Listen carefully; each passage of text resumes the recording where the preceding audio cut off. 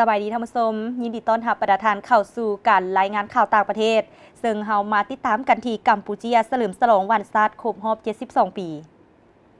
ตอนเช้าวันที่9 พฤศจิกายนอยู่นครหลวงพนมเปญกัมพูชีได้จัดพิธีเฉลิมฉลองวันชาติครบรอบ72 ปี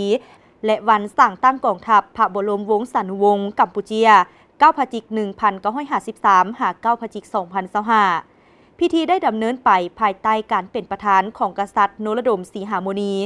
ภายหลังพิธีเข้ารบธงชาติกษัตริย์นรดมศรีหามุนีได้วางพวงมาลาอาลัยหาบรรดานักวีรชน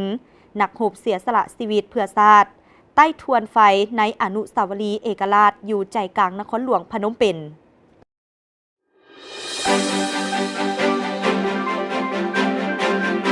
อิงตามการรายงานของสำนักงานอุตุวิทยาฟิลิปปินส์ปากาซารายงานพายุซูเปอร์ไต้ฝุ่นฟงวองหรือคนท้องถิ่นเอิ้นว่าพายุอูวันได้พัดขึ้นฝั่งพื้นที่แขวงอุโรลาของฟิลิปปินส์ในช่วงเวลาประมาณ 9:00 ของวันอาทิตย์ที่ 9 พฤศจิกายน 2025 ผ่านมาด้วยความไว185 กิโลเมตรต่อชั่วโมงตามการรายงานพายุลูกดังกล่าวได้พัดถล่มพื้นที่ตอนกลางและเหนือได้รับความเสียหายอย่างรุนแรงทางด้านกลุ่มป้องกันภัยพลเรือนฟิลิปปินส์เปิดเผยว่าประชาชนหลายกว่า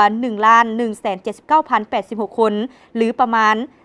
344,413 ครอบครัวต้องอพยพออกจากพื้นที่เพื่อเกี่ยมรับมือกับพายุ